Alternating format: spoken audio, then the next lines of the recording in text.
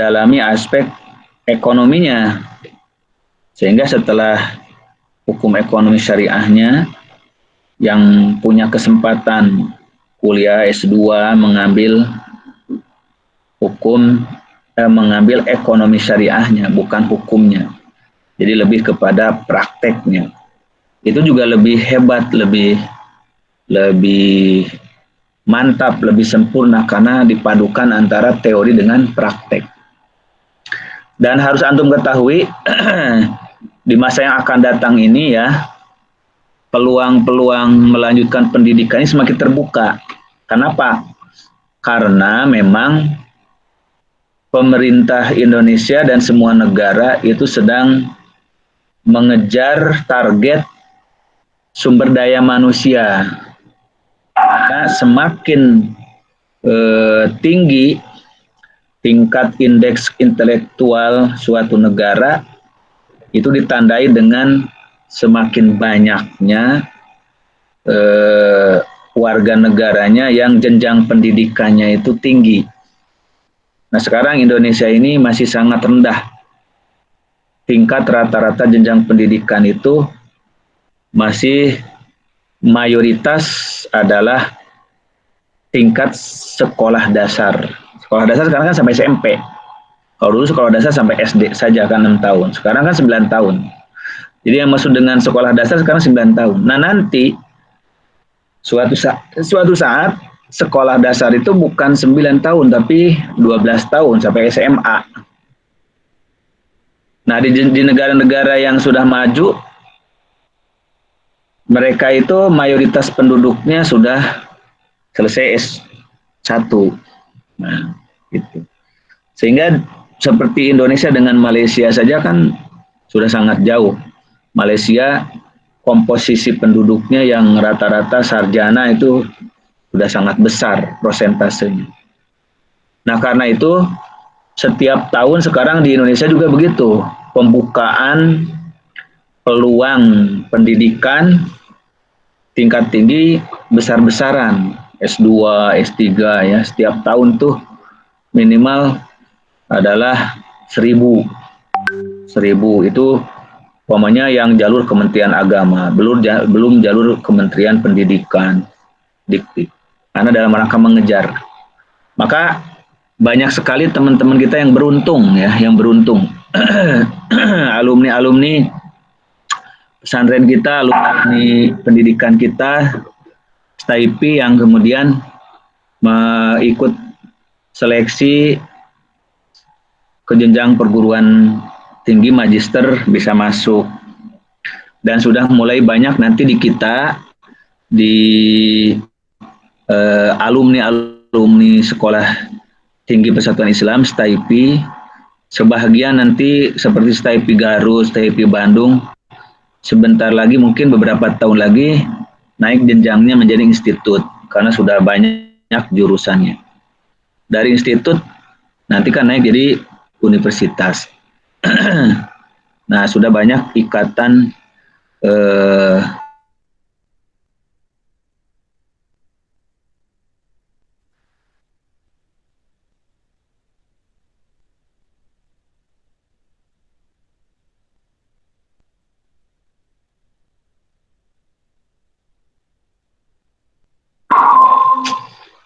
ya, ini jaringannya agak terganggu ya. Jelas lagi nggak sekarang? Tadi agak terputus. Jelas. Ya. Nah, apalagi di kita, insya Allah 5 bulan, 6 bulan ini, 1 semester ini, program pembangunan Islamic Center tahap awal, insya Allah sudah selesai. Jadi kita di semester 4, seiring dengan sudah bisa tatap muka secara bertahap. Nah, gedung kita udah selesai tahap awal insya Allah. Nah, sehingga kita bisa lebih leluasa untuk. Jadi antum memasuki semester 4 nanti atau paling lambat semester 5 sudah bisa tatap muka lebih intensif lagi.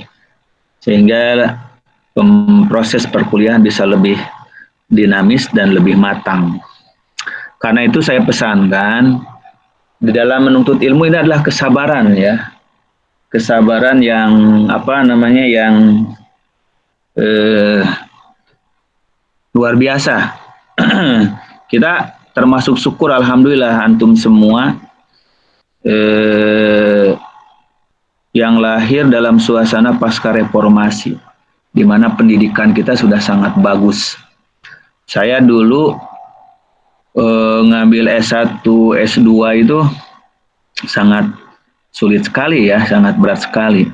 Karena kita memang alumni pesantren ingin mengambil juga lembaga pendidikan itu yang tetap basisnya basis ke pesantrenan, basis keagamaan. Baru saya berpikir ketika S3-nya mengambil pendidikan, karena memang kalau di lingkungan swasta kan jarang yang membuka program studi S2, S3 ya. S3 jarang, kalau Muhammadiyah juga sudah banyak pasca sarjananya, tapi kalau S3-nya kan jarang, pasti itu ke negeri. Nah, maka banyak juga alumni-alumni kita dari STAIPI, Bandung, Garut, ya Tasik. Justru mereka ngambil S2-nya di Malaysia, ngambil S3-nya di Malaysia, dan sebagian besar ngambil S2, S3-nya memang di. Nah, ini menunjukkan apa? Alumni-alumni sekolah tinggi kita tidak kalah bersaing. Rata-rata mereka lulus dengan sangat memuaskan atau cum laude. Nah, ini satu prestasi yang baik. Kenapa? Karena kita sejak awal, walaupun kita ini lembaga pendidikan yang baru, menerapkan semaksimal mungkin dan seketat mungkin pembelajaran kita ini tidak boleh lebih rendah daripada kampus-kampus yang sudah mapan. Maka alhamdulillah banyak alumni-alumni kita ya di STAIPI Bandung, Garut yang kemudian ngambil S2-nya baik di dalam negeri maupun luar negeri itu prestasinya bagus-bagus. Bahkan ada alumni ekonomi kita yang dipercaya sekarang jadi kepala cabang Bank Syariah Indonesia di Kendari ya. Ada yang di Jogja, ada yang di Manado. Apalagi kalau di daerah Jawa Barat lebih banyak lagi.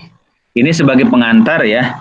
Kemudian berikutnya kita akan mulai memasuki pembahasan tentang turukul istinbat ini atau metode istinbatul ahkam.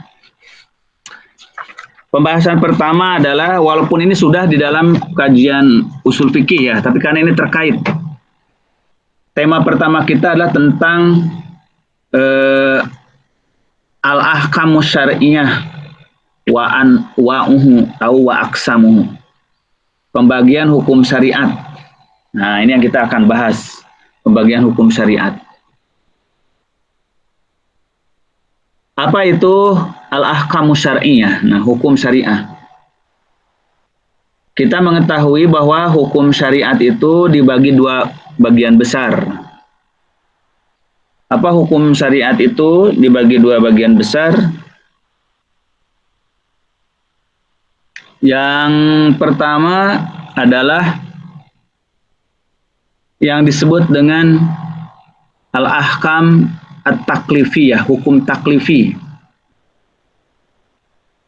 Yang kedua adalah al-ahkamul wad'iyah, hukum wad'i. Nah, jadi tema pembahasan kita pada pertemuan sekarang ini membahas dulu tentang al-ahkam wa aksamuhu, hukum dan pembagiannya. Saya minta barangkali di antara antum ada yang masih ingat pembahasan usul fikih tentang definisi hukum atau pengertian hukum. Apa pengertian hukum secara bahasa dan secara istilah? Nah, ini dulu kita bahas. Ada di antara antum yang masih ingat Apa itu al-hukmu? Al-hukmu secara lugotan, hukum secara bahasa.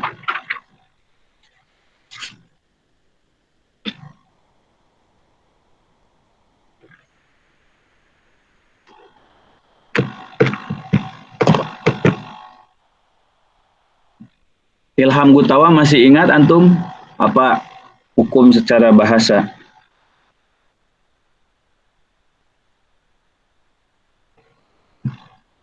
Atau yang lain?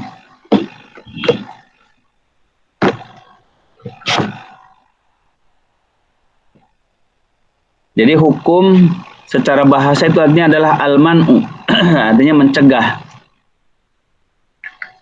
Kemudian hukum secara bahasa isbatu syai'in ala syai'in au nafyuhu anhu. Hukum itu adalah menetapkan sesuatu terhadap sesuatu atau meniadakan sesuatu atas sesuatu. Itu arti hukum secara bahasa. Pertama adalah al-man'u, hukum artinya menahan, mencegah. Karena dengan hukum orang dicegah untuk tidak bertindak sembarangan. Yang kedua, hukum secara bahasa isbatu syai' ala syai' au nafyuhu anhu. Isbatu syai' ala syai', menetapkan sesuatu atas sesuatu atau meniadakan sesuatu dari sesuatu. Nah, itu definisi hukum secara bahasa. Nah, adapun secara istilah hukum khitabullah al-muta'alliqu atau al-muta'allaku dengan maf'ul. Hukum adalah khitabullah al-muta'allaku bi af'alil mukallafin bil iqtida' awit takhir. Jadi hukum adalah ketetapan Allah atau keputusan Allah yang terkait dengan perbuatan-perbuatan mukallaf, baik berupa tuntutan atau berupa pilihan atau berupa ketetapan. Nah, jadi ini hukum secara istilah. Hukum secara istilah terdiri dari perkataan pertama khitabullah, ketetapan Allah. Nah, kalau berbicara ketetapan Allah, dari mana ketetapan Allah itu lahir? Yaitu dari firman-Nya, Al-Quran. Lalu dari keterangan Rasul-Nya, yaitu sunnah. Nah, maka hukum sebagai khitabullah, ketetapan Allah, sumbernya pasti dari firman Allah dan dari utusan Allah. Yang kedua, hukum itu ditujukan kepada af'alul mukallafin, perbuatan mukallaf. Siapa mukallaf itu? Maksudnya adalah manusia yang sudah balik, sudah berakal, sehat, dan dia seorang muslim. Itu mukallaf. Jadi ketetapan-ketetapan dalam firman Allah, Al-Quran, dalam sunnah Rasulullah, hadis, terhadap perbuatan mukallaf. Ini aspek kedua dari hukum.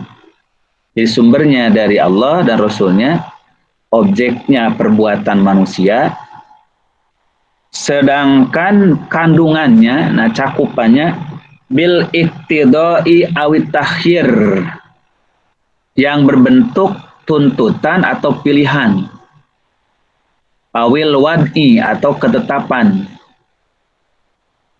Nah, apa yang dimaksud dengan tuntutan? Tuntutan. Jadi hukum, jenis hukum yang pertama adalah tuntutan. Tuntutan itu ada dua. Tuntutan mengerjakan, tuntutan meninggalkan. Nah, tuntutan mengerjakan ada dua lagi. Tuntutan mengerjakan secara paksaan, itulah namanya wajib. Tuntutan mengerjakan bersifat sukarela, tidak memaksa, itulah namanya sunnah. Yang kedua ada tuntutan meninggalkan, iqtida, tuntutan yang berupa meninggalkan, iqtida utarki, yaitu Tolabut tarki, menuntut meninggalkan. Menuntut meninggalkan berarti kan larangan. Jangan mengerjakan ini. Jangan makan ini, jangan minum ini. Maka tuntutan meninggalkan ada dua. Ada tuntutan meninggalkan yang memaksa. Kalau dilakukan diancam dosa, timbullah namanya haram. Ada tuntutan meninggalkan tapi tidak memaksa, melainkan sukarela. Nah, itulah yang kemudian disebut dengan makruh. Jadi antum harus pahami dulu kerangka hukum. Dari definisi itu menggambarkan kerangka hukum ya. Pertama, hukum itu hitobullah. Artinya ketetapan-ketetapan Allah. Nah, mengetahui ketetapan Allah berarti kan memahami firman-firmannya dan utusannya. Itulah berbicara tentang sumber hukum. Hukum datang dari Allah dan dari Rasul. Yang kedua adalah al-muta'alaku bi'af'alil mukallafin, terkait dengan perbuatan mukallaf. Berarti objeknya siapa? Subjek dan objek hukum siapa? Manusia, perbuatan mukallaf. Manusia itu subjeknya, perbuatan itu objeknya. Jadi subjek dan objek hukum itu manusia. Ketetapan Allah ditujukan pada manusia. Nah, yang ketiga, jenis-jenis hukum yang diterapkan kepada perbuatan manusia. Intinya itu ada dua. Yang satu berupa tuntutan, yang satu berupa pilihan. Jadi hanya dua hukum itu. Tuntutan ada dua. Iktido atau tolab. Iktidonya tolab, tuntutan. Ada tuntutan mengerjakan. Yang kedua tuntutan meninggalkan. Tuntutan mengerjakan dibagi dua lagi. Tuntutan mengerjakan yang memaksa namanya wajib. Makanya definisi wajib, kalau dikerjakan mendapat pahala, kalau tinggalkan dosa. Sedangkan yang kedua tuntutannya tidak maksa, kalau dikerjakan dapat pahala, kalau dikerjakan nggak dosa. Itulah disebutnya sunnah. Sedangkan tuntutan meninggalkan ada dua, meninggalkan memaksa, kalau tidak ditinggalkan dosa namanya haram. Ada tuntutan meninggalkan tidak memaksa, namanya makruh. Nah, sedangkan satu lagi jenis hukum pilihan, takhir. Inilah mubah. Jadi esensi hukum itu hanya dua, pilihan dan tuntutan dan pilihan. Kalau pilihan hanya satu hukum, yaitu mubah. Memilih dikerjakan atau memilih ditinggalkan. Tapi kalau tuntutan kebagi dua, tuntutan perintah, tuntutan meninggalkan.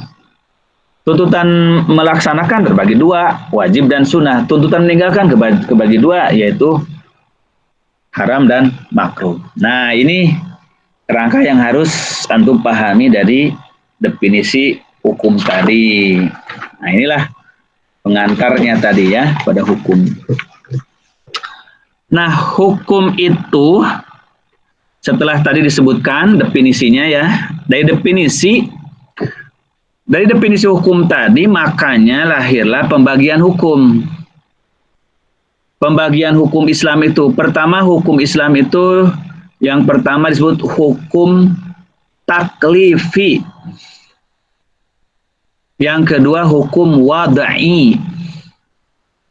Apa itu hukum taklifi? Apa itu hukum wad'i? Nah, hukum taklifi artinya hukum-hukum yang terkait dengan pembebanan kepada perbuatan manusia. Hukum taklifi itu hukum yang tadi disebutkan, yaitu hukum yang berupa tuntutan dan hukum yang berupa pilihan. Maka hukum taklifi ada 5. Wajib, sunnah, itu tuntutan melaksanakan. Haram, makruh, itu tuntutan meninggalkan. Yang kelimanya adalah pilihan, itu mubah. Ini yang kemudian disebut hukum taklifi, disebut dengan ahkamul khomsah. Nah, ini pembagian hukum begitu. Jadi hukum dalam Islam dibagi dua dulu, hukum taklifi 5. Selain hukum taklifi, namanya ada hukum wad'i. Kalau hukum wad'i tidak terkait dengan tuntutan dan pilihan. Karena itu dia tidak ada perintah, tidak ada larangan. Tapi terkait dengan ketetapan Allah. Jadi hukum wad'i hukum yang bersifat ketetapan Allah terhadap makhluknya yang melengkapi terlaksananya hukum taklifi. Jadi hukum taklifi tidak akan bisa dilaksanakan kalau tidak hukum wad'i. Jadi hukum wad'i ini hukum pelengkap terhadap hukum taklifi. Nah, ini mohon antum semua harap menyimak dengan baik supaya tidak lost contact. Jadi kalau hukum taklifi lahir dari perintah dan pilihan, perintah larangan pilihan, atau tuntutan dan pilihan. Kalau hukum wad'i lahir dari ketetapan Allah Subhanahu wa taala yang tidak mengandung tuntutan dan pilihan. Tetapi dia melengkapi dan menyempurnakan terlaksananya hukum taklifi. Hukum wad'i itu, meliputi apa hukum wad'i? Hukum wad'i. Hukum wad'i itu meliputi satu yang disebut dengan sabab. Jadi setiap hukum ada sababnya. Apa sababnya? Gitu. Yang kedua, syarat. Nah, hukum wad'i ini syarat. Yang ketiga, hukum wad'i ini adalah mani'. Jadi sabab, syarat, mani'. Sabab, syarat, mani'. 3. Hukum wad'i. Nah, nanti dari pelaksanaan hukum taklifi dan hukum wad'i melahirkan apa yang disebut dengan sah atau batal. Sah atau batal, sahih atau batal. Kemudian melahirkan apa yang disebut dengan rukhsah atau azimah. Nah, jadi ketika hukum taklifi dan hukum wad'i dipadukan, hasilnya melahirkan hukum itu sah atau batal. Kemudian rukhsah atau azimah. Nah, mari kita bahas sekarang. Perbedaan hukum taklifi dulu dengan hukum wad'i, apa bedanya? Perhatikan dengan baik perbedaan hukum taklifi dengan hukum wad'i. Sekarang saya bertanya dulu ke antum semua. Sholat fardu, sholat yang 5 waktu, itu hukum taklifi, hukum wad'i? Hukum apa? Hukum taklifi, Ustaz. Taklifi, hukum taklifi. Kenapa hukum taklifi? Karena menuntut, Ustaz. Ya, karena hukum yang lahir dari tuntutan, perintah, yaitu aqimus sholat, dirikan sholat kan? Oke. Sekarang kita akan melaksanakan sholat duhur. Akan melaksanakan sholat duhur. Nah, sholat tadi kan hukum taklifi. Kita akan sholat duhur. Ketika kita akan melaksanakan sholat duhur, Allah Subhanahu wa ta'ala menetapkan waktu duhur. Kapan waktu duhur? Waktu duhur kapan mulainya? Yaitu ketika matahari tergelincir dari tengah langit kan? Yaitu ketika matahari sudah condong ke barat sedikit. Sudah lewat dari tengah langit. Dalilnya apa? Akimis sholata liduluki syamsi. Dirikan sholat ketika tergelincir matahari. Itu maksud sholat duhur. Nah, akimis sholat, dirikan sholat, itu hukum taklifi. Sholat duhur hukum taklifi. Tapi tidak bisa kita sholat duhur kalau matahari belum tergelincir. Sahih? Nah, jadi kita bisa nggak sholat duhur jam 10? Tidak bisa. Kenapa tidak bisa? Karena belum tergelincir mataharinya kan? Nah, berarti ketika kita sholat duhur harus melihat dulu waktu. Nah, adanya waktu itu dipengaruhi pergeseran matahari dengan bumi. Maka firman Allah, dirikan sholat kalau tergelincir matahari. Pertanyaannya, tergelincir matahari itu kewenangan kita apa kewenangan Allah? Kewenangan Allah. Kita nggak bisa menggelincirkan matahari. Jadi kita melaksanakan hukum taklifi harus melihat hukum wad'i. Tergelincirnya matahari itu ketetapan Allah, maka itu hukum wad'i. Dengan berputarnya matahari, maka datanglah waktu duhur. Waktu duhur ketika posisi matahari bergeser ke arah barat. Nah, maka bergesernya matahari ke arah barat menyebabkan masuknya waktu duhur, maka tergelincir matahari disebut sabab. Tuh. Sabab masuknya waktu duhur. Jadi kita melaksanakan sholat duhur itu hukum taklifi. Tapi kita tidak bisa sholat duhur kalau waktunya belum masuk. Yang menyebabkan masuk waktunya tergelincirnya matahari.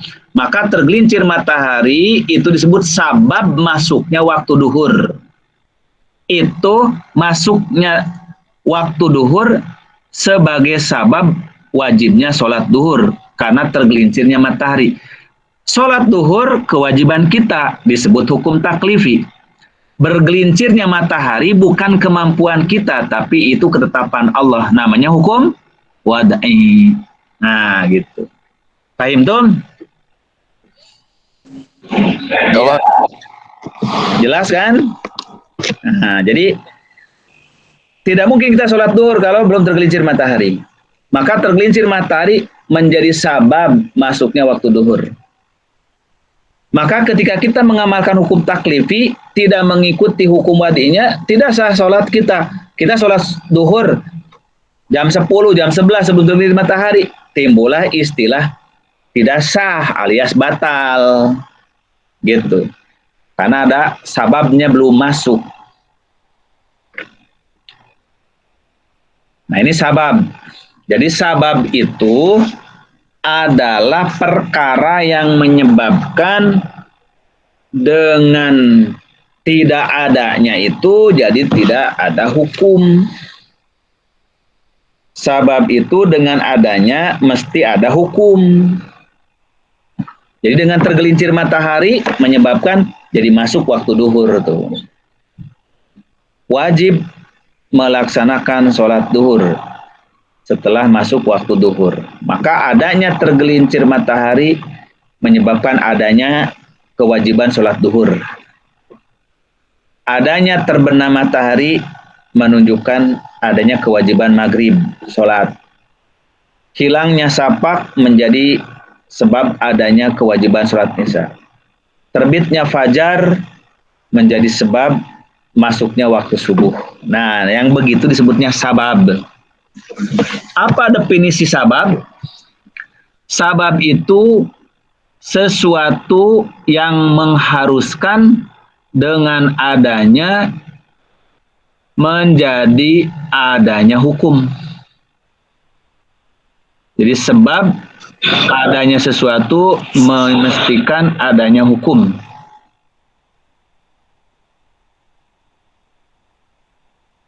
Begitu pula dengan tidak adanya sabab, maka menjadi tidak ada hukum. Nah, itu sabab namanya. Adanya tergelincir matahari menyebabkan sebab adanya waktu duhur. belum tergelincirnya matahari menyebabkan belum adanya kewajiban sholat duhur. Ini disebut dengan sabab.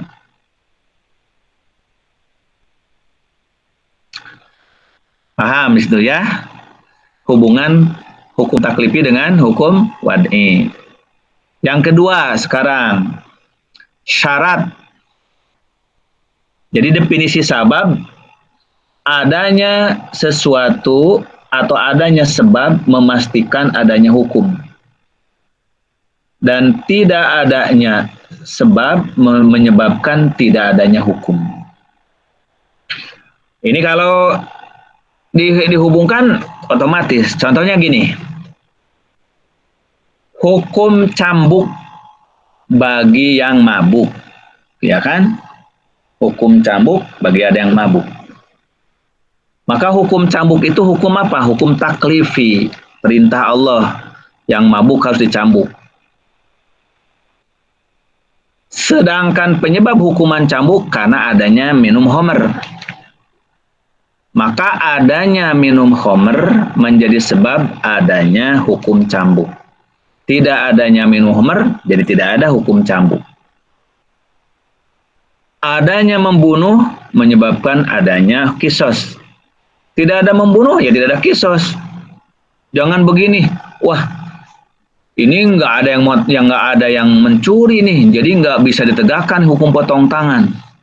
Akhirnya nyuruh orang supaya mencuri, ayo kamu mencuri biar ada hukum potong tangan. Nah, tidak usah, karena hukum potong tangan diperintahkan karena adanya yang mencuri. Kalau nggak ada yang mencuri ya tidak ada potong tangan. Maka keberadaan mencuri tidak mesti diciptakan oleh kita, bahkan kalau bisa dilarang, nggak perlu ada mencuri. Ini sabab ya. Begitu pula adanya safar menyebabkan adanya qashar. Adanya safar menyebabkan berbuka puasa di bulan Ramadan. Tidak adanya safar, ya tidak adanya hukum qashar, gitu. Kedua, syarat. Sekarang kita bicara syarat. Nah, syarat itu sesuatu yang tidak adanya menyebabkan tidak ada hukum. Jadi harus pelik antara sabab dengan syarat ya. Tidak adanya syarat menyebabkan tidak ada hukum. Tetapi adanya syarat tidak mesti adanya hukum. Nah, jadi itu bedanya. Kalau sabab kan adanya sabab ada hukum, tidak ada sabab tidak ada hukum. Kalau syarat tidak adanya syarat tidak ada hukum. Tetapi adanya syarat tidak mesti ada hukum. Adanya syarat tidak mesti ada hukum. Tidak adanya syarat baru tidak ada hukum. Nah, ini bedanya dengan sabab. Apa maksudnya? Apa contohnya? Contohnya gini. Kalau kita akan melaksanakan sholat, maka kita dalam sholat ini ada syarat bersuci. Ada syarat menutup aurat. Syarat sholat bersuci. Maka tidak ada bersuci, tidak ada sholat. Nah, namanya syarat. Kita tidak bersuci, tidak wudhu, tidak mandi, tidak tayamum, maka kita tidak bisa melaksanakan sholat. Tidak sah sholat. Itu namanya syarat. Tidak adanya, tidak ada hukum. Tidak adanya syarat, tidak ada hukum taklifi. Tidak terlaksana, tidak sah. Tetapi adanya syarat tidak mesti adanya hukum taklifi.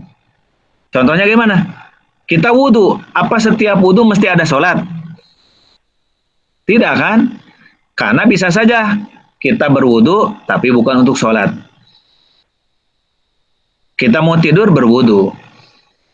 Kita mau baca Quran supaya bersih, tenang, berwudhu, bagus, walaupun tidak wajib. tidak harus. Menutup aurat syarat sholat, tapi kalau kita menutup aurat tidak mesti untuk sholat, karena di luar sholat pun menutup aurat. Nah, maka adanya syarat tidak mengharuskan ada hukum taklifi, tapi tidak adanya syarat tidak bisa hukum taklifi. Nah, ini bedanya syarat dengan sabab. Jadi kalau sabab adanya hukum, adanya sabab adanya hukum, tidak ada sabab tidak ada hukum. Seperti adanya zina ada hukum rajam, tidak ada zina ya tidak ada hukum rajam. Adanya mabuk maka adanya hukum cambuk. Adanya tergelincir mata adanya waktu sholat. Tapi syarat, adanya syarat tidak mesti adanya hukum.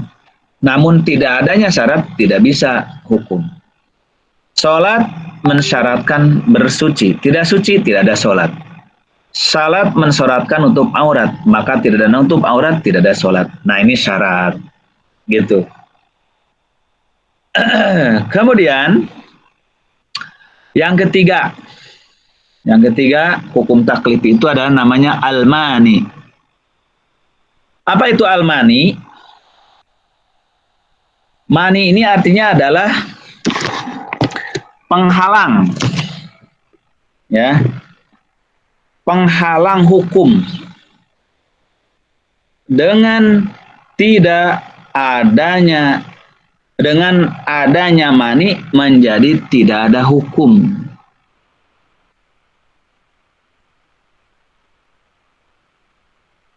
Jadi mani adalah penyebab jadi terhalangnya hukum. Jadi walaupun ada sababnya, ada syaratnya, kalau ada penghalang, ada mani, tidak terlaksana itu hukum. Contohnya apa? Nah, contohnya apa? Contohnya Allah perintahkan kepada kita sholat. Kembali lagi ke sholat nih. Sekarang sababnya sudah ada, yaitu tergelincir matahari. Maka berarti masuk waktu duhur. Hukum taklifi.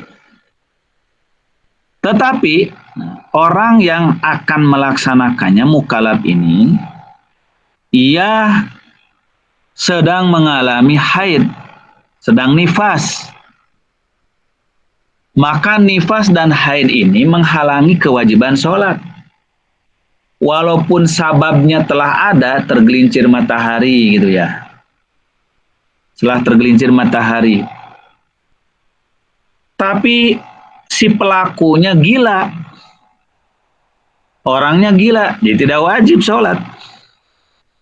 Tetapi si pelakunya sedang nifas, sedang haid, maka tidak wajib sholat. Oleh karena itu, maka haid atau nifas itu menjadi mani, penghalang kepada pelaksanaan sholat. Adanya gila, penghalang kepada kewajiban pelaksanaan sholat. Ini disebut dengan al-mani. Ini disebut dengan penghalang. Begitu pula umpamanya mencuri menyebabkan adanya hukum potong tangan. Tapi bagaimana kalau si pencurinya adalah orang gila? Si pencurinya anak kecil. Maka karena si pencurinya anak kecil atau orang gila, jadi tidak berlaku hukum potong tangan. Maka usia kecil, belum balik, kemudian karena gila, disebut mani, penghalang terlaksananya hukum potong tangan. Begitu pula, umpamanya ketika seorang meninggal, punya harta, maka menimbulkan adanya hukum waris. Nah, jadi meninggal menjadi sabab adanya hukum waris. Tetapi anak yang mewarisinya adalah murtad, kafir. Maka anak yang kafir, yang murtad tidak bisa mewarisi harta dari orang tuanya. Maka dengan adanya kemurtadan menghalangi hukum waris. Maka murtad disebut mani. Murtad disebut penghalang kepada hukum waris. Inilah yang disebut dengan mani atau penghalang. Nah, perpaduan antara hukum taklifi dengan hukum wad'i inilah kemudian melahirkan yang disebut dengan tadi, perbuatan itu menjadi sah.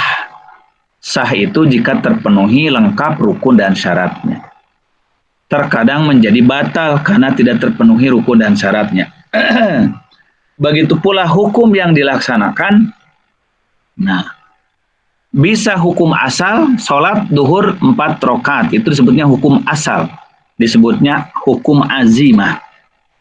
Sedangkan kalau sholat duhur menjadi 2 rakaat safar disebutnya hukum rukhsah.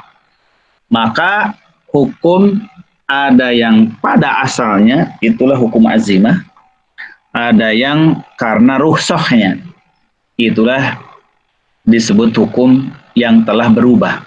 Maka dengan demikian didefinisikan hukum azimah adalah hukum yang tetap pada asalnya. Hukum rukhsah hukum yang berubah dari yang sulit pada yang mudah. Inilah yang kemudian melahirkan hukum azimah dan rukhsah. Maka kalau kita kumpulkan hukum syariat itu, hukum taklifinya adalah wajib, sunnah, haram, makruh, mubah. Hukum wad'inya yaitu sabab, kemudian syarat, kemudian apa? Mani. Kemudian melahirkan sah, batal, dan azimah serta rukhsah. Itulah 10 pembahasan hukum syariat. Wajib, sunnah, haram, makruh, mubah. Kemudian sabab, syarat, mani, sah dan batal, rukhsah dan azimah dan rukhsah. Nah, ini saya kira pembahasan awal kita terkait dengan memahami nanti metode turukul istinbat. Karena istinbatul ahkam sangat terkait dengan memahami dasar-dasar macam-macam hukum tadi, pembagian hukum. Nanti kalau antum mau lebih rinci lagi,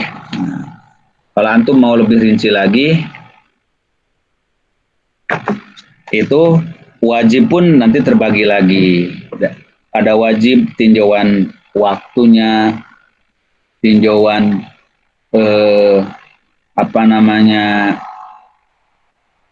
pelaksanaannya, tinjauan orangnya, maka wajib terbagi-bagi. Tapi kita tidak sampai di situ, tidak sampai ke sana, karena kita nanti ini hanya sebagai pengantarnya sebelum memasuki metode-metode hukum. Baik, saya kira dari uraian pemaparan tadi kita diskusikan, silakan kalau ada hal-hal yang ingin ditanyakan. Apakah sudah cukup jelas pembahasan tentang hukum dan macam-macamnya, atau ada yang ingin ditanyakan? Saya persilahkan. Ustaz. Ya, Arwan muncul Dengar tadi Ustaz. Ini.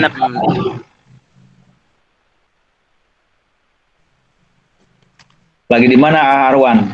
Apa namanya itu? Ya. Halo Ustaz. Ya, silakan. Tadi ada dari definisi wadi ya, sama terus Ustaz, kurang belum soalnya tadi suaranya putus-putus Ustaz. Hukum taklifi dan hukum wad'i. Apa yang belum jelasnya? Hukum taklifi, Definisi dari hukum wadi Ustaz. hukum wad'i. Hukum wad'i itu adalah hukum yang bersifat ketetapan Allah yang tidak berupa tuntutan dan pilihan. Itu sebutnya hukum wad'i. Hukum-hukum ketetapan Allah yang tidak berupa tuntutan dan pilihan. Seperti tadi, tergelincir matahari menjadi sebab tuh. Karena tergelincir matahari bukan tuntutan bagi kita. Kita tidak bisa menggelincirkan matahari. Jadi hukum yang berupa ketetapan Allah tidak mengandung tuntutan maupun pilihan gitu. Tetapi menjadi penyempurna pelaksanaan hukum taklifi gitu. Oke, ada lagi yang lain silakan.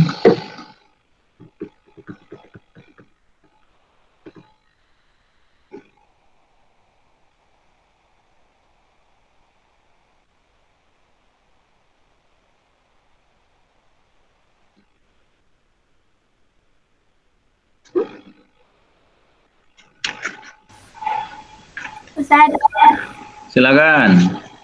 Silakan. Ustaz, boleh nggak sholat yang sedang haid tapi masuk ke dalam masjid, Ustaz? Nah, tentang hukum wanita yang sedang haid atau sedang nifas masuk ke dalam masjid. Ini terdapat dua pandangan di kalangan para ulama fikih.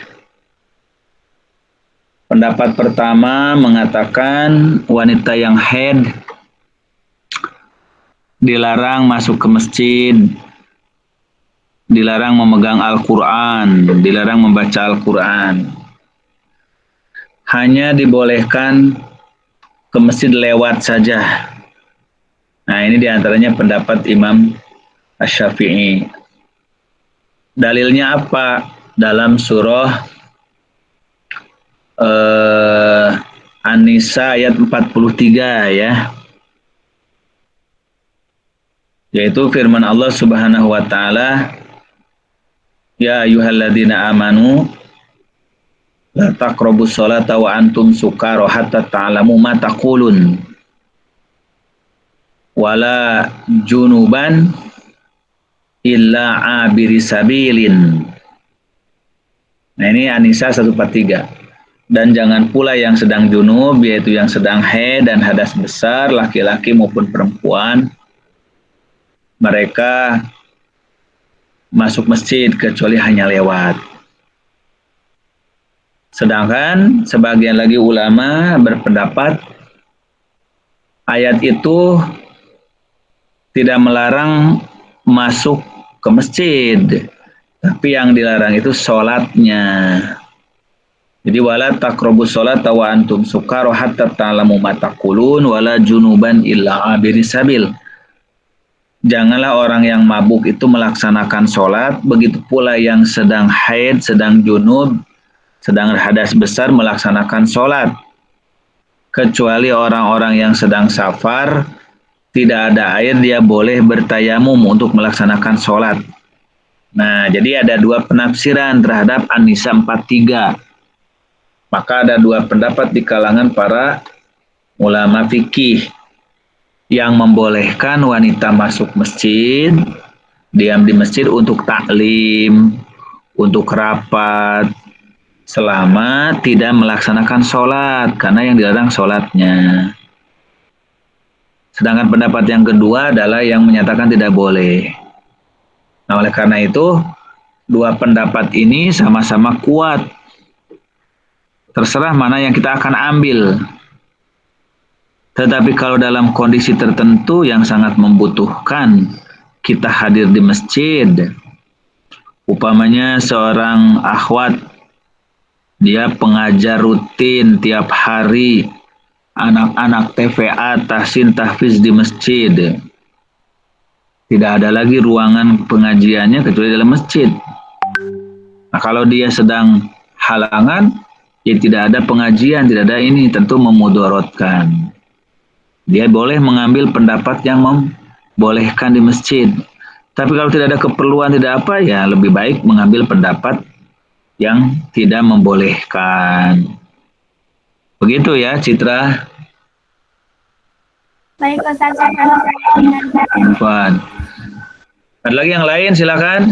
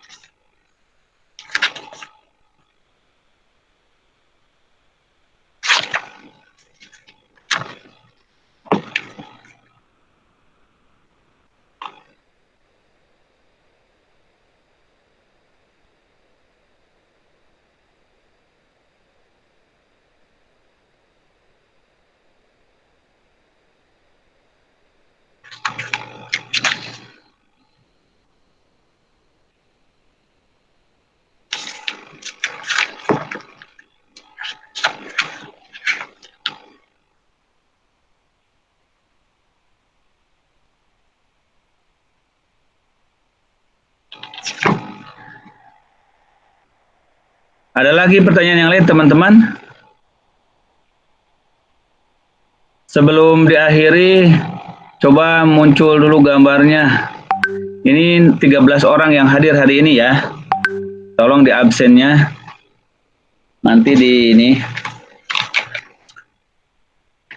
Nah, baik, kalau kita masih ada waktu kan sampai pukul 10 berapa? Tersat, saya mau bertanya, Sat, Depan, Rifki Firdaus, silakan. mengenai sapar, apakah wudhu, apakah wudhu bisa diganti dengan kita bersapar gitu? Maksudnya ketika kita sapar, Tayamum. apakah berwudhu bisa diganti dengan tayamum gitu? Padahal ada air. Salah satu sebabnya gitu. Salah satu sebabnya apakah sapar sebagai salah satu sebabnya gitu? Ya. Sabab bolehnya mengganti wudhu dengan tayamum itu karena safar. Yang kedua karena tidak ada air. Yang ketiga karena tidak boleh kena air. Nah, tidak safar, kemudian ada air, tapi tidak boleh kena air karena sakit. Itu pun sebab. Jadi sebab bolehnya bertayamum karena safar, karena tidak ada air, atau karena sakit yang tidak boleh kena air. Itu penyebab boleh tayamum. Jadi pada dasarnya orang yang sedang safar, boleh mengganti wudhu dengan tayamum meskipun ada air. Itu hukum asalnya. Tetapi di dalam pelaksanaannya, hukum itu ada yang disebut dengan afdoliyah. Ada afdoliyah, lebih utama. Pertanyaannya, lebih utama mana? Berwudu dengan tayamum ketika seorang safar. Maka apabila ada air, mudah memperoleh air, dan dia tidak termasuk orang yang sakit tidak boleh kena air, maka berwudu itu lebih afdol, lebih utama daripada bertayamum walaupun boleh. Nah, jadi tidak semua yang boleh itu utama. Apa dalilnya? Dalilnya bahwa Rasulullah Shallallahu Alaihi Wasallam selama beliau bersafar hampir tidak didapatkan beliau bertayamum. Bahkan pernah bertayamum pun kemudian melanjutkan perjalanan ada air, beliau pun kembali berwudu. Sebab apa? Sebab berwudu itu lebih afdol, lebih utama dari tayamum. Sebab tayamum hanya sebagai pengganti, hanya mengganti situasi yang terpaksa. Jadi bukan pilihan yang hukumnya sama statusnya. tetapi itu adalah pilihan. Itu sebabnya, itu sebabnya kenapa sebahagian ulama itu mensyaratkan boleh tayamum dengan tidak adanya air atau karena sakit. Jadi kalau safar banyak air tetap diperintahkan bertayamum. Itu sebahagian madhab. Kenapa? Karena memang redaksi Al-Qur'annya coba perhatikan dengan baik. Wa in kuntum mardo au ala safarin. An-Nisa 43 ya. Au jaa ahadukum minal ghaid. Ola mastumunisa. Falam tajidu ma'an. Fatayammamu su'idan thayyiba. Jadi titik tekannya itu dalam falam tajidu ma'an, tidak mendapatkan air atau tidak boleh kena air. Tetapi kalau penafsirannya juga menekankan kepada tidak ada air ataupun sakit, maka timbul pertanyaan, apa faidahnya wa in kuntum mardo au ala safarin, kalau kalian sakit atau sedang bepergian? Kalau bepergian atau safar tidak menjadi sebab boleh tayamum.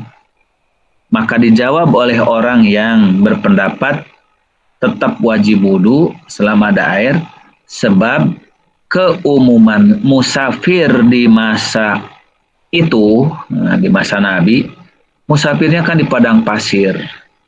Musafirnya kan berjalan di gurun Sahara yang sangat susah mendapatkan air. Maka kalau mereka menggunakan airnya untuk wudu, mereka akan bahaya, yaitu tidak ada untuk minum. Jadi inilah perbedaan. Maka thariqatul jam'inya menggabungkan pendapat-pendapat itu bahwa safar menjadi sebab boleh tidak wudu, melainkan tayamum. Tetapi selama airnya mudah didapat, orangnya tidak sedang sakit yang tidak boleh kena air, tetap berwudu itu lebih utama. Nah, itulah thariqatul jam'inya yang kita lakukan. Adapun mengenai mengusap khauf, bahwa Nabi ketika bersafar berwudu, betul. Bahwa Nabi kenapa mengusap khauf? Kan Rasul menyatakan bahwa Rasulullah merukhsahkan orang yang sedang safar tidak mencuci kaki, melainkan mengusap sepatunya. Salah satu ayamin walayaliyahunna, 3 hari 3 malam. Rakhasa Rasulullah SAW lil musafirina salah satu ayamin walayaliyahunna walil mukimi yaumin walailatin. Sedangkan bagi yang mukim sehari semalam saja boleh mengusap.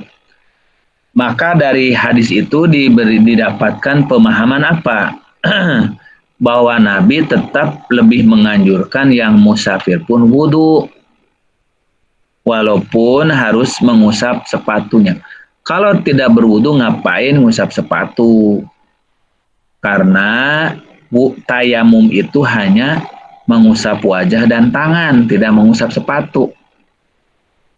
Nah, itu kenapa tadi saya menyimpulkan bahwa yang lebih afdol tetap berwudu, walaupun hukum dasarnya bertayamum boleh. Dalam rangka apa? Thariqatul jam'i, penafsiran para ulama tentang hadis tentang kerusuhan tayamum tadi. Itu saya kira. Ada lagi yang lain, silakan.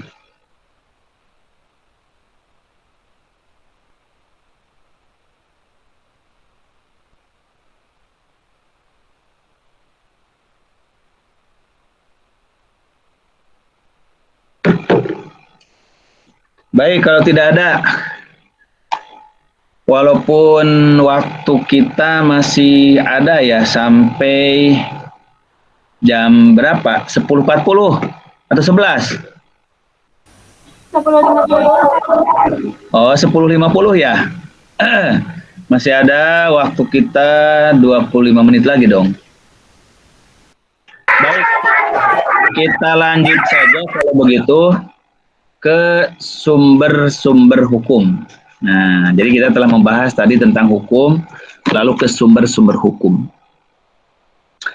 Sumber hukum Islam itu ada sumber hukum primer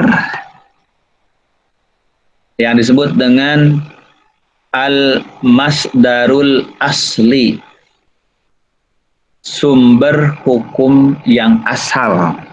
Al-masdarul asli. Apa al-masdarul asli, sumber hukum yang asal bagi hukum Islam itu? Sumber hukum yang asal itu ya hanya satu, yaitu Al-Quranul Karim. Karena kita mentaati sunnah, mentaati Rasul juga karena perintah Al-Quran. Maka hakikatnya sumber hukum itu Al-Quran. Apa yang diperintahkan Al-Quran. Kalaupun kita nanti menggunakan qiyas, menggunakan ijma, menggunakan hukum adat, maslahat, semua juga karena perintah Al-Quran. Jadi sumber hukum yang asli, yang asal, yang pokok dalam Islam memang Al-Quran. Tetapi untuk mengamalkan Al-Quran secara benar, maka pintu penafsiran pertamanya adalah ada pada Rasul. Karena Allah firmankan, wa anzalna ilaika dzikra litubayyina linnasi ma nuzila ilaihim. Dan kami turunkan kepada engkau Muhammad ad-dzikra agar kamu menjelaskan kepada manusia. Jadi artinya apa? Artinya manusia tidak bisa memahami Al-Quran kalau tidak dijelaskan oleh Rasul. Sebab itulah kenapa hukum asal yang kedua setelah Al-Quran adalah sunnah. Nah, Al-Quran, as-sunnah.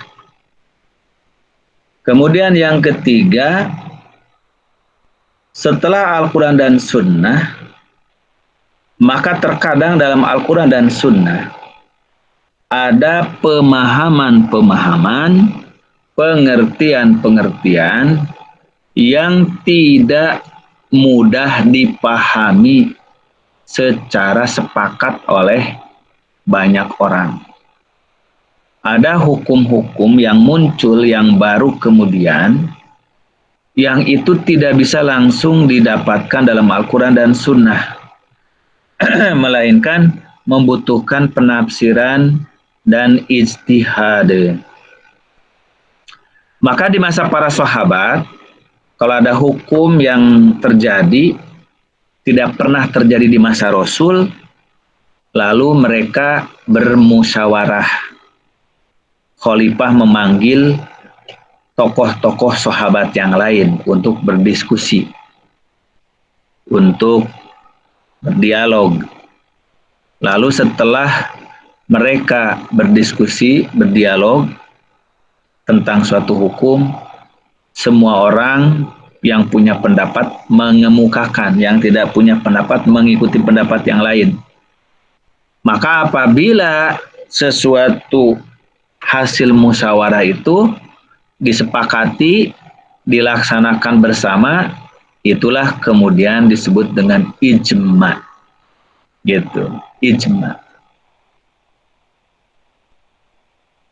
Kalau tidak terjadi kesepakatan di antara para sahabat, maka mereka masing-masing berpendapat dan mengamalkan pendapatnya. Itu tidak ijma, namanya ikhtilaf. Nah, oleh karena itu setelah Al-Quran dan Sunnah, maka mengikuti kesepakatan para sahabat Nabi. Itu pun menjadi dasar hukum, namanya ijma. Kemudian, selain ijma, setelah generasi para sahabat berakhir, berganti dengan generasi atba tabi'in dan atba'ut tabi'in. Banyak kasus-kasus yang baru, banyak kasus-kasus baru yang tidak ditemukan di Al-Quran, di Sunnah, di Ijma. Umpamanya jangan jauh-jauh. Ketika para sahabat itu berakhir, mereka telah berhasil menaklukkan Persia, Romawi, ya. Nah, lalu di negara-negara yang di luar Jazirah Arab itu banyak kasus-kasus baru yang tidak ada di masa Nabi dan masa sahabat. Umpamanya dari aspek pepohonan tumbuhan saja di Mekah hanya ada kurma atau kacang-kacangan. Kemudian anggur di Madinah. Tapi ketika Islam datang ke Mesir, datang ke Afrika, datang ke Suriah, tumbuhan saja macam-macam. Gandum saja macam-macam. Bahkan masuk India ada beras, ada padi, masuk Indonesia ada padi. Nah, itu menimbulkan permasalahan hukum. Apakah gandum, beras, jagung, ya, itu harus dijakati atau tidak? Sedangkan di masa Nabi yang dijakati dari pepohonan hanya kurma dan anggur. Karena itulah pohonan yang ada. Maka itu tidak ada dalil Quran langsung, tidak ada sunnah langsung, tidak ada ijma. Para ulama di masa itu melakukan kias. Kias itu artinya menganalogikan, membandingkan, menyamakan.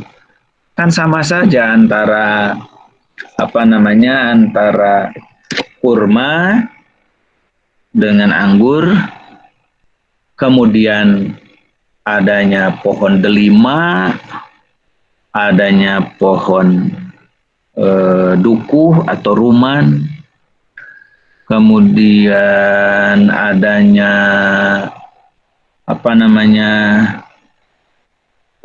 gandum, beras, jagung, itu jadi bahan makanan pokok bagi sebagian kaum.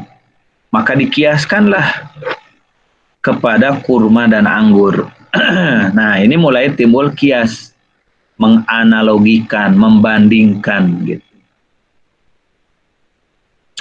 Kemudian pada generasi-generasi berikutnya, Islam sudah menyebar ke berbagai negeri, ke berbagai bangsa, di mana adat-adat istiadat itu berbeda-beda pula. Umpamanya adat pergaulan di Jazirah Arab antara laki-laki dengan wanita berbeda dengan adat pergaulan kaum wanita di Mesir, di Suriah, di Irak, di Baghdad, di Persia, Iran. Di negara-negara yang jajahan Romawi, pergaulan wanita di tengah publik itu lebih bebas, lebih terbuka. Ya. Beda dengan pergaulan wanita-wanita di masyarakat Jazirah Arab, di Mekah, Madinah, dan sekitarnya, Taif, Riyadh, Jeddah. Nah, maka itu menimbulkan permasalahan adat. Apakah umpamanya wanita selalu dikurung di rumah itu adat atau hukum? Wanita-wanita di Jazirah Arab itu selalu menutup wajah, menggunakan umpamanya yang disebut dengan cadar. Sedangkan wanita-wanita umpamanya di Persia atau di Romawi, jajahan Romawi seperti Suriah, atau di kota-kota besar seperti Kufah, Basro, wanita-wanitanya nggak pakai cadar. Nah, maka timbul perdebatan masalah adat, hukum adat. Masalah wanita keluar rumah, masalah wanita bekerja di luar rumah. Itu menjadi perdebatan. Begitu pula tentang adat pernikahan, umpamanya dalam walimah nikah. Orang-orang Arab dahulu ya, tradisi masyarakat Arab sampai sekarang, kalau yang namanya walimah pernikahan itu bukan waktu setelah akad, bukan. Waktu akad mereka nggak ada acara apa-apa, nggak ada transaksi, nggak ada keramaian apa-apa. Akad itu cukup pengantin laki, pengantin perempuan, ada wali, ada 2 saksi, cukup, berlima, berenam, bertujuh, 10 orang cukup nikah. Nggak rame-rame nikah. Justru mereka mengadakan walimah itu pasca malam pengantin. Apakah hari kedua, ketiga, keempat, atau ke seminggu. Nah, itu tradisi adat. Makanya ketika Rasulullah menyatakan berwalimahlah kamu, berpestalah kamu dalam nikah, walaupun hanya dengan memotong seekor kambing. Rasul tidak menetapkan kapan pesta pernikahan. Betul nggak? Hanya Rasul mengatakan berpestalah. Nah, dalam tradisi masyarakat Arab, umpamanya, mereka melakukan pesta perkawinan itu ba'da dukhul. Artinya setelah selesai masa pengantin. Setelah pengantin itu menikah serumah, lalu mereka 1, 2, 3, atau 5 hari setelah mereka betul-betul sebagai pasangan suami istri yang telah sempurna bercampur sebagai suami istri, nah baru mengadakan walimah pesta gitu. Begitu pula pernikahan di masa dahulu, nah tradisi masyarakat Arab, terkadang si wanita itu pengantin perempuannya nggak tahu dia dinikahkan ke siapa gitu loh. Dia tiba-tiba umpamanya diberitahukan oleh bapaknya, kamu mau dinikahkan dengan si Fulan? Ya mau, ya udah sudah aku nikahkan. Jadi cuma gitu doang. Terkadang dia nggak tahu siapa calon suaminya. Atau dia tahu calon suaminya, tapi dia tidak tahu dia telah dinikahkan. Lalu si perempuan itu dibawa pindah ke rumah suaminya. Nah, jadi itu adatnya. Makanya ketika Siti Aisyah dinikahkan dengan Rasulullah pun Siti Aisyah tidak tahu. Diberitahunya itu justru telah diakadkan. Maka beliau didandanin, diberitahukan kamu telah dinikahkan dengan Rasulullah gitu. Lalu didandanin, lalu dianterin ke rumahnya Rasulullah. Jadi dulu kaum wanita itu setelah nikah diboyong ke rumah suaminya. Jadi pestanya di rumah suami. Sedangkan di beberapa negeri termasuk di kita, kan pesta biasanya di rumah perempuan. Dan pesta biasanya itu di hari perkawinan. Nah, gitu. Di hari pernikahan. Jadi itu tidak ada ketetapan syariatnya, baik dalam Al-Quran maupun hadis Nabi maupun ijma. Maka yang ada adalah kebiasaan, tradisi. Maka disitulah para ulama mulai merumuskan bagaimana adat istiadat, dan tradisi itu bisa menjadi hukum. Maka di masa pemerintahan Islam ditetapkanlah adat sebagai hukum, yaitu seperti hukum adat perkawinan, hukum adat pesta, hukum adat umur perkawinan. Contohnya umur perkawinan itu masalah hukum syariat atau masalah hukum adat, atau hukum syariat yang diserahkan pada adat gitu. Di satu negeri muslim menetapkan hukum perkawinan, mas kawinnya tinggi sekali. Sebab itu menyebabkan para pemuda susah menikah. Di beberapa negeri muslim, adatnya mudah. Maharnya itu mudah sekali, mas kawinnya itu. Nah, Indonesia ini termasuk negeri yang sangat-sangat kaya adat. Makanya memudahkan berbagai pelaksanaan hukum syariat. Coba di negara Arab, ya, negara Arab. Pemuda-pemuda ini susah menikah dalam usia muda. Maka mereka rata-rata menikah dalam usia lanjut. Sudah usia 30 tahun, 40 tahun. Karena apa? Karena tidak bisa nikah muda, sebab mahal biaya perkawinan. Jadi syarat nikah itu harus punya apartemen dulu, kemudian punya kendaraan sendiri, kemudian mampu membayar mahar pengganti yang mahal kepada keluarga perempuan. Dan tidak ada istilah setelah menikah suaminya numpang di rumah mertua perempuan, nggak ada gitu. Ini kan menyambut adat. Nah, Indonesia ini adatnya sangat ramah, melihat kepada aspek kemaslahatan, kemanfaatan yang baik, terutama upamanya di Pulau Jawa.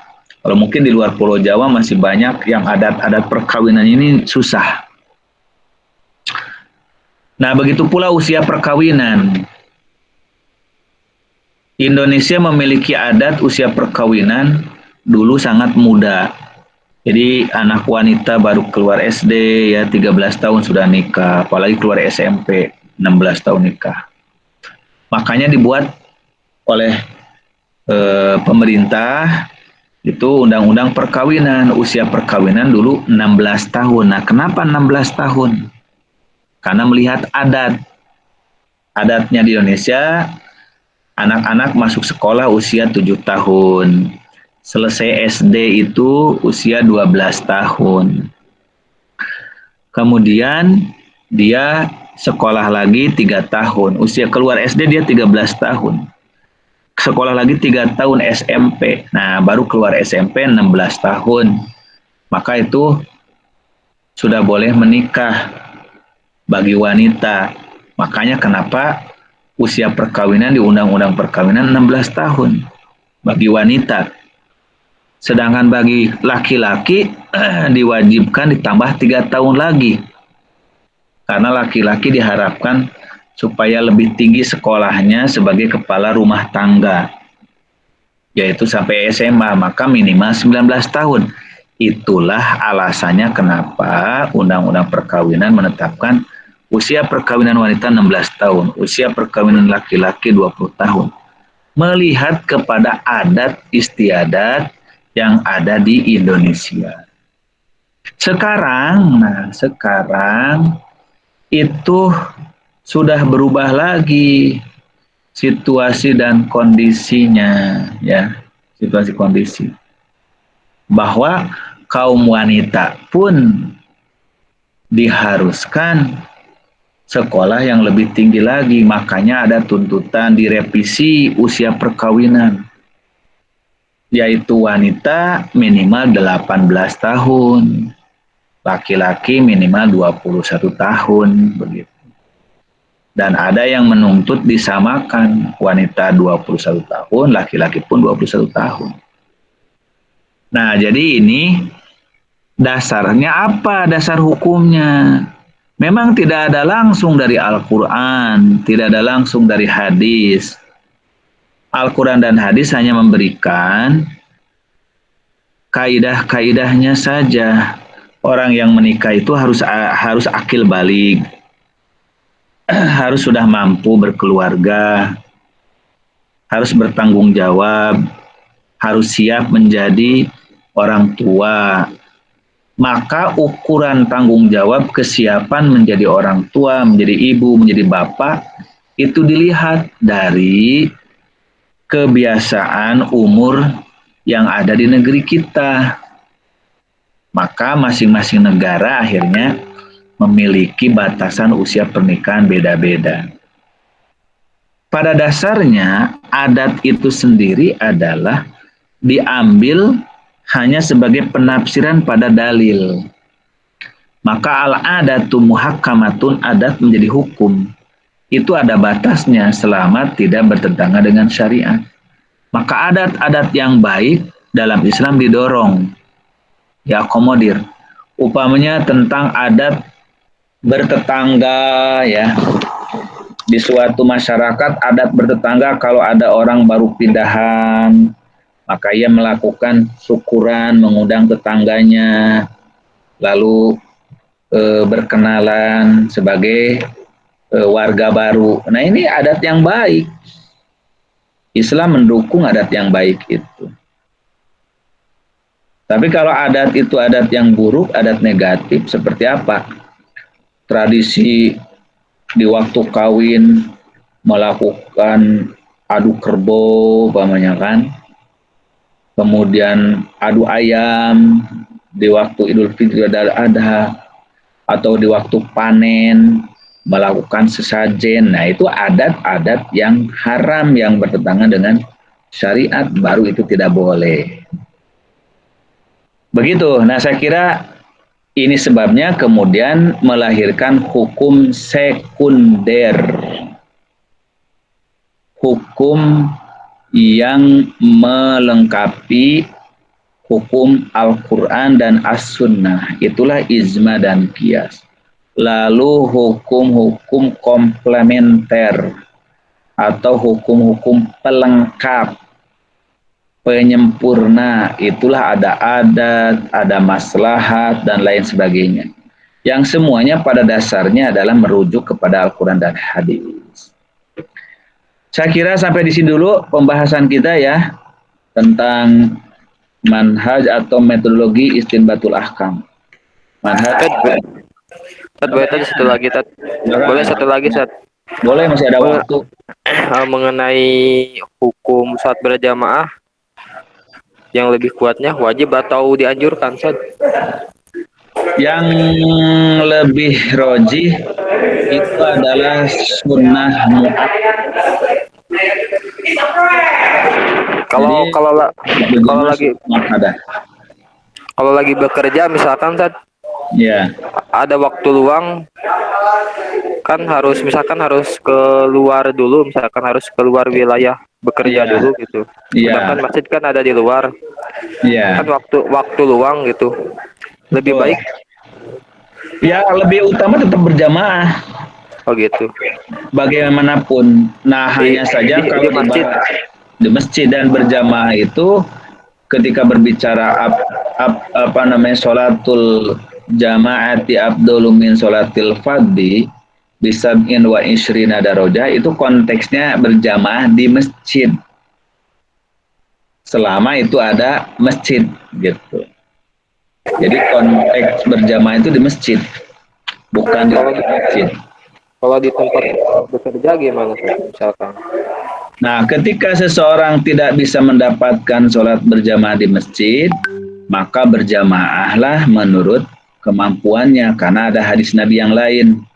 Sholat seseorang dengan orang lain lebih baik daripada sholat sendiri. Sholatul mar'i, sholatul rojuli birojuli, khairun min sholatihi binafsihi. Seorang sholat dengan yang lain lebih baik daripada sendirian. Yang bertiga lebih baik dari berdua, berempat lebih baik bertiga. Nah, jadi sholat berjamaah dalam situasi apapun tetap lebih baik. Tetapi sholat jamaah yang sempurna yang dimaksud dalam hadis Nabi 27 derajat, itu konteksnya adalah sholat berjamaah di masjid bersama imam. Adapun di luar pada itu tetap dia juga berkaidah, dia juga utama, tapi tidak seutama di masjid berjamaah dengan imam. Tetap ada keutamaan-keutamaan yang berbeda-beda, bertingkat-tingkat. Berdua lebih baik daripada sendiri. Bertiga lebih baik daripada dua, kata Nabi. Makin banyak, makin utama. Keutamaan itu ada dalam jumlah orangnya, ada dalam tempatnya, yaitu masjid. Begitu. Ketika kita tidak memperoleh keutamaan tempat dan orang sekaligus, maka ambillah keutamaan berjamaahnya walaupun tidak mendapat keutamaan tempatnya. Begitu. Ustad, ini satu lagi Ustad, penting Ustad. Ya, Ini yang kemarin Ustad, yang sempat ramai, yang pemuncak kan, jadi itu dikabarkan hilang 5 hari Ustad. ya, Yang pemuncak yang di Garut, yang di Gunung Guntur gitu. ya. Ketika diinterogasi kan, dia itu kan ditanya, ternyata kata beliau ini seperti beberapa jam gitu. Ketika hilang di Gunung Guntur itu. Sedangkan kan para pencari mencarinya Cari. selama 5 hari gitu. Tapi Tapi ketemu. tapi ketemu Ustaz. Tapi kata Dia beliau katanya beberapa jam saja, kata gak ada malam, gak ada malam gitu. Jadi tertidur siang nggak ya? terus. Ya nggak tertidur, Tidak, nggak merasa. Ah. tidak tertidur. Jadi itulah, seperti ya. Gimana sholatnya gitu ya? Iya. Ah, yang ditanyakannya apa itu? ya yang pertama ya itu mengenai masa seperti itu gitu dalam Islam gimana gitu. Iya, Yang kedua ya mengenai sholatnya gitu. iya. Jadi begini, pertama itu menunjukkan adanya relativitas waktu. Waktu itu relatif. Makanya kenapa orang yang hidup di dunia berpuluh tahun ketika ditanya di hadapan Allah, aku merasa hanya setengah hari saja. Gitu. Labis tu yauman au ba'da yaum, ya sehari atau setengah hari lah. Gitu. Nah, jadi orang hidup di dunia berpuluh tahun merasanya sehari setengah hari. Ketika ia di akhirat. Jadi terjadi relativitas waktu. Yang kedua, bahwa menunjukkan keterikatan yang kuat antara kesadaran manusia dengan realitas. Maka disitulah kenisbian atau kerelatifan tentang hidup di dunia. Sebagai gambaran tentang bagaimana nanti Allah menciptakan keabadian di akhirat. Bagaimana Ashabul Kahfi pomnya tidur 309 tahun, pom merasanya sehari atau setengah hari. Nah, itu ada relativitas waktu.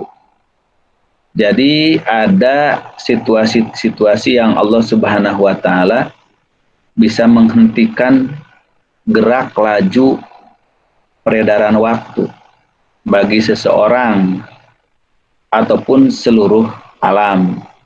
Nabi SAW kan bisa menghentikan dulu perjalanan matahari ditahan tidak tenggelam-tenggelam. Nah, padahal menurut pikiran ilmuwan sekarang itu mustahil. Nah, justru kemustahilan itulah karena ketidaktercapaian manusia.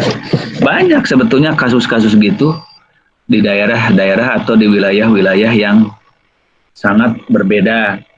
Dan di situ juga membuktikan adanya alam gaib. Banyak hal-hal yang aneh yang dialami oleh orang-orang yang melakukan pendakian ya ke puncak-puncak gunung ke ini. Kan banyak kasus-kasus yang aneh ketika orang umpamanya ke Himalaya kemana. Oh, suhu sangat dingin tapi orang merasa kepanasan tuh. Itu secara ilmiah sudah dipelajari itu ada kondisi. Sehingga orang itu mati dalam keadaan justru telanjang, melepas bajunya, hanya pakai kaos dalam, celana dalam, karena merasa saking panasnya, padahal dia membeku kedinginan. Nah, kan aneh kan? Gitu. Nah, inilah Allah menciptakan suasana jiwa manusia sekaligus suasana alam semesta. Bahwa itulah kalau dalam bahasa agama ketika Allah menciptakan mukjizat-mukjizat kepada Rasul. Bagaimana api bisa menjadi seperti air. Bagaimana bagaimana air bisa seperti gunung. Nah, jadi itulah situasi-situasi di luar daripada jangkauan nalar manusiawi. Karena itu kita harus mengimani pada perkara yang gaib. Dan perkara yang gaib itu sebelum terilmiahkan oleh manusia memang aneh. Tapi suatu saat bisa diilmiahkan. Saya kira itu dulu ya, karena sudah waktu habis. Semoga kita dapat melanjutkan lagi di kesempatan yang akan datang. Dan semoga buku ini sudah antum bisa pegang masing-masing. Terima kasih. Assalamualaikum warahmatullahi wabarakatuh.